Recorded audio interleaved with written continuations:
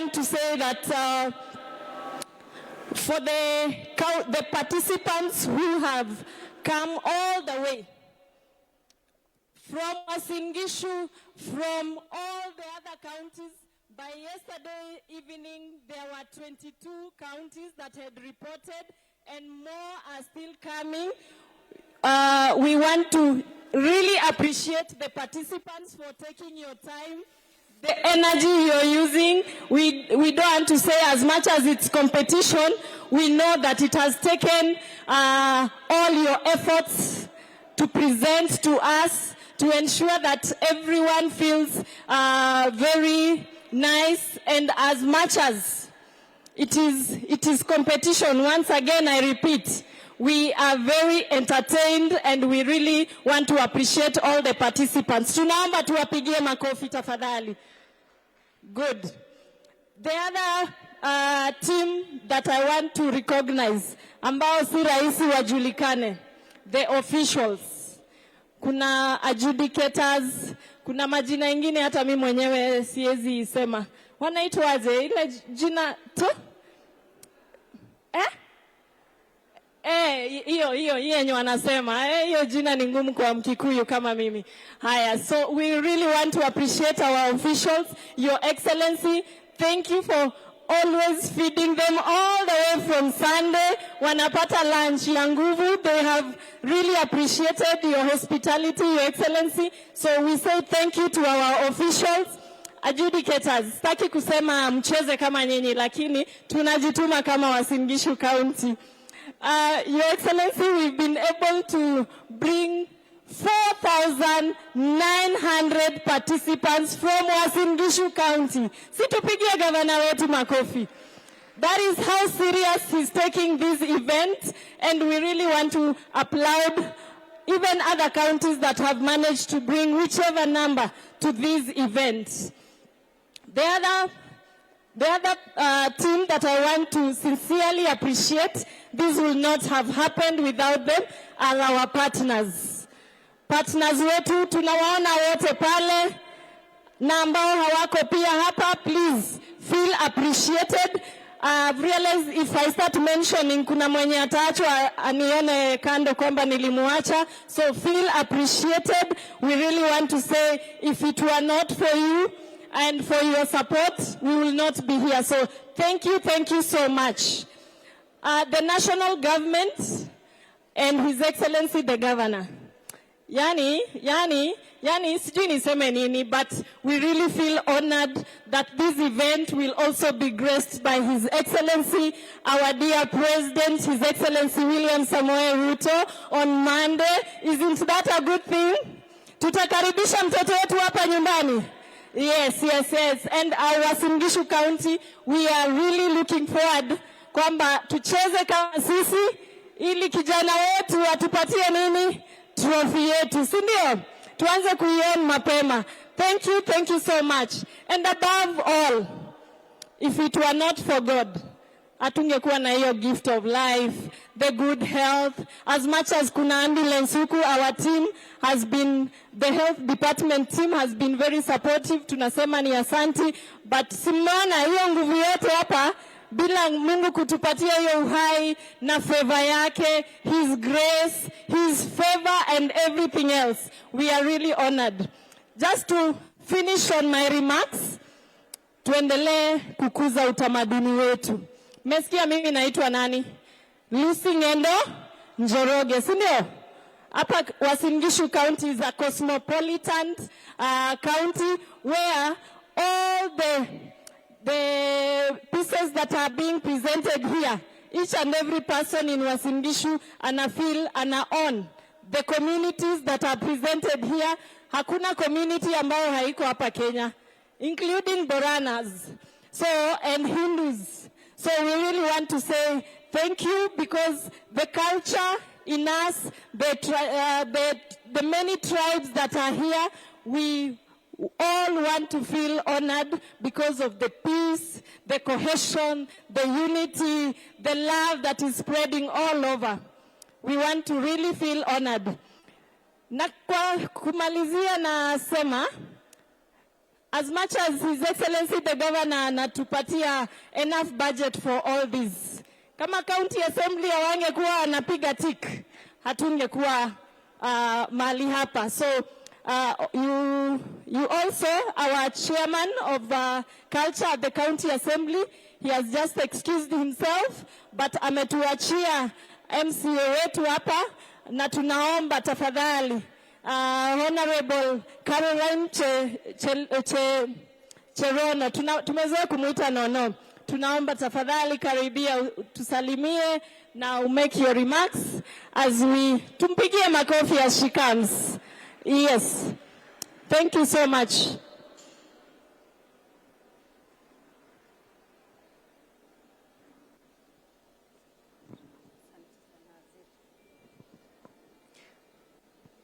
Good afternoon.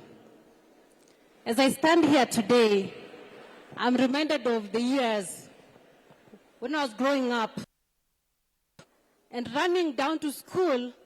Many were the times when you would find that the cloth that you are wearing to school has got some holes, mostly from behind. From the humble beginning that I came from then, getting a new tunic was considered a luxury, because at that particular time, food was more important, and so was shelter. And many times, I was asked to take a thread, which I was taught over time, to sew in some extra material so that I can patch the hole on my tunic so that it could serve me longer. That was among the first times that I interacted with a thread. Did it serve me? Yes. Did it put together the many pieces of my tunic? Yes. Did it cover my behind? Yes. And today, referring to the theme of this particular year, that threads of culture, weaves of opportunity, I'm reminded of the many times that our culture has formed the thread, the tapestry to which has led us to living in cohesion, living together, staying together, keeping us warm. It covers our nakedness, our vulnerabilities. More closer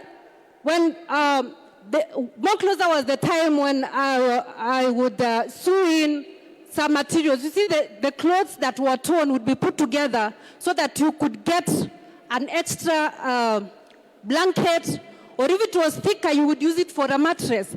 And even today, how many pieces of our cultural components, when put together, would give us some form of comfort, would cover us, would give us some warmth.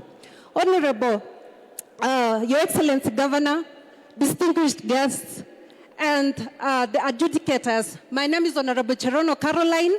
No, that is my name that is mostly used, but officially I'm Caroline Cherono.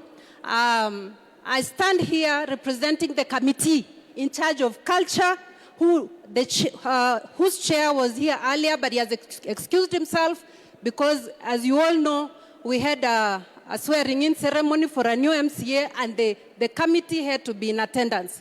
As I prepare to go and sit down, because I know you've actually sat here since morning, and there are so many presentations that have been made here, I would like to vouch our commitment as an assembly. As Waziri said, many times when the budget is drawn and it is forwarded to the assembly, it is upon the House to ensure that that budget covers all the aspects that touches on culture. And so I'd like to appreciate what the department has been doing so far. As you can remember, last year, the county government of Uasin Gishu was the second in Taita Taveta, right, Director? Yes. It is because partly the department, even as we allocate them resources, they are also doing their part in ensuring that the resources are well utilized. With that said, we affirm our commitment, Waziri, on matters budget, on matters legislation, oversight, and representation. Asante sana. Thank you so much. Tumpigie makofi.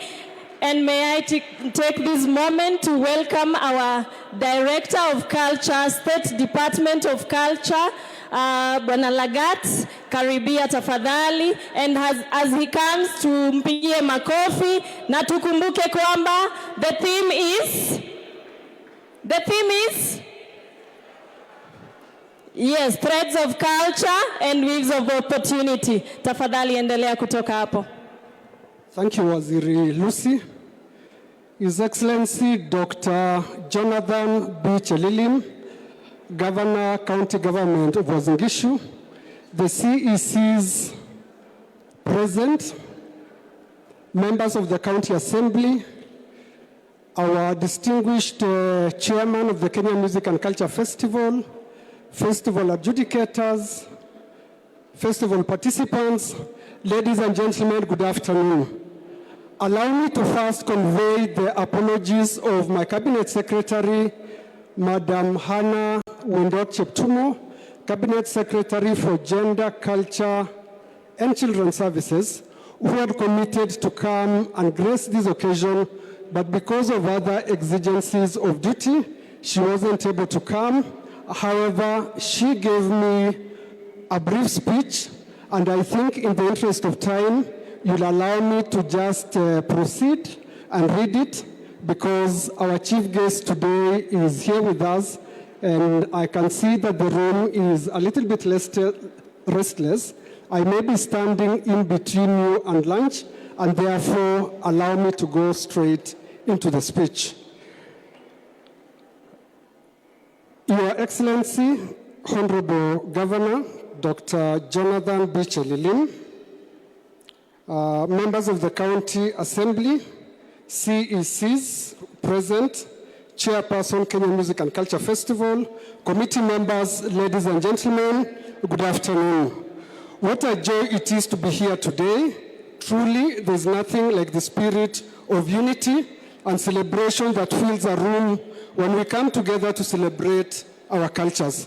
Today, we gather here during this official opening ceremony of the 98th edition of the Kenya Music and Culture Festival under this year's vibrant theme, Threads of Culture, Weaves of Opportunity, or in Swahili, Nyuzi za utamaduni, urembo wa fursa. This timely theme underscores culture as the binding force of our national identity and a wellspring of endless possibilities for social harmony, economic advancement, and creative excellence. Allow me to extend my heartfelt gratitude to Governor Dr. Chelilim and the entire Uasin Gishu County Government for accepting to host this year's festival. With remarkable dedication and hospitality, your partnership with the ministry continues to strengthen the cultural and creative sectors in this region and beyond. To the National Executive Committee, our esteemed adjudicators, dedicated festival personnel, talented performers, and tireless technical teams, asanteni sana. Your unwavering commitment, passion, and collective effort have set the stage for what promises to be yet another magnificent, memorable, and unforgettable celebration of Kenya's extraordinary talent and cultural brilliance. Without you, today's celebration would not have been possible. Ladies and gentlemen, as a distinguished Kenyan theologian and cultural philosopher, Professor John S. Mbiti once wrote, "I am because we are, and since we are, therefore I am." This is a maxim that cements our intercultural relations as a people, and it is what gives us an identity together in interaction with our fellow compatriots. It reminds us that we are shaped by our communities, our families and traditions, and our culture. Culture is not just about songs, the dances we perform, or the clothes we wear. It is an invisible thread that binds us together, that gives us purpose and meaning in life. Culture shapes our worldview, our sense of belonging. It strengthens families and communities and anchors our national collective identity. It is for this reason that the Constitution of Kenya in Article 11 recognizes culture as a foundation of the nation and as the cumulative civilization of the Kenyan people. It further guarantees every Kenyan the right to participate and enjoy the cultural life of their communities. This is how important culture is, to whom we are, and how vital it is building a united, vibrant, and progressive Kenya. The government of Kenya has formulated a number of policies and legal frameworks to ensure that culture is embedded in our national social development. It is through culture that we can buttress our identity, and towards this end, the national government has formulated the National Culture and Heritage Policy. It has further formulated the Languages of Kenya policy, as well as the Protection of Traditional Knowledge and Cultural Expressions Act, to ensure that we create an enabling environment for artists, performers, crafters, and cultural practitioners.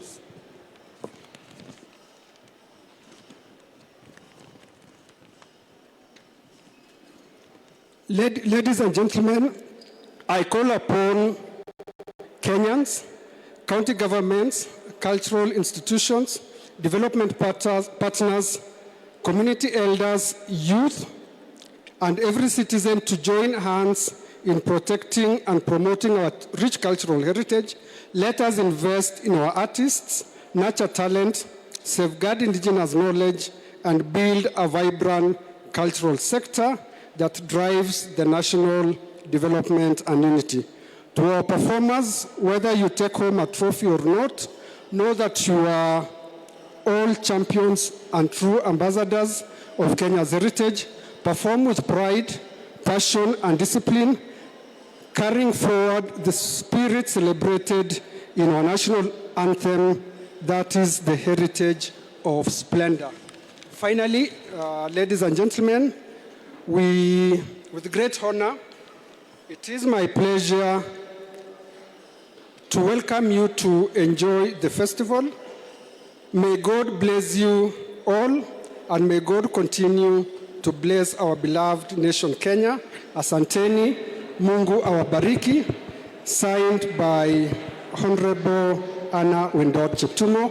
Asanteni, and I hope you've taken home the good message from our Honorable Cabinet Secretary. Asanteni, and continue enjoying the festival for the next 4 days.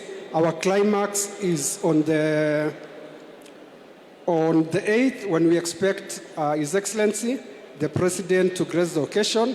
I wish you God's blessings. Enjoy the festival, and remember that culture is the foundation of our nation, and we should all be proud of it. Asanteni, Mungu wabariki. It is now my duty and humble pleasure to invite the chair of the Kenya Music and Culture Festival to come and make his remarks, and invite the governor. But just allow me 1 minute. May I recognize the presence of officials from the State Department for Culture, the Arts and Heritage. Kindly stand up and wave at our for the splendid job that you've done. Just be upstanding for a minute, muwasalimie. I can only see the Executive Secretary, Mr. Michael Pundo, CEO, Kenya Cultural Center, and members of the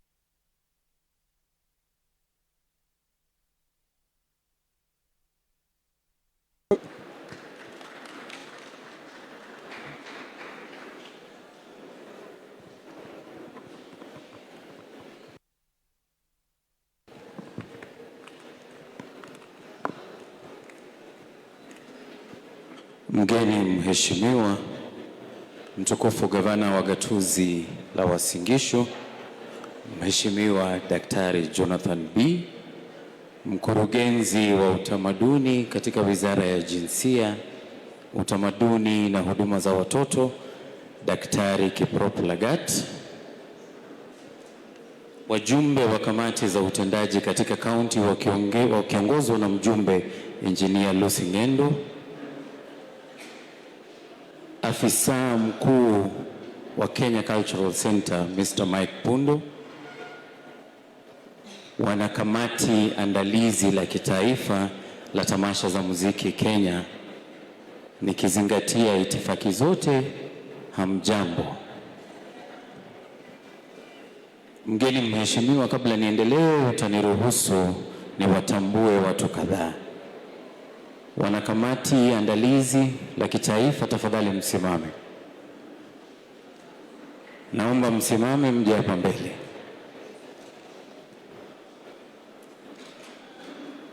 Mje hapa mbele tuwatambue.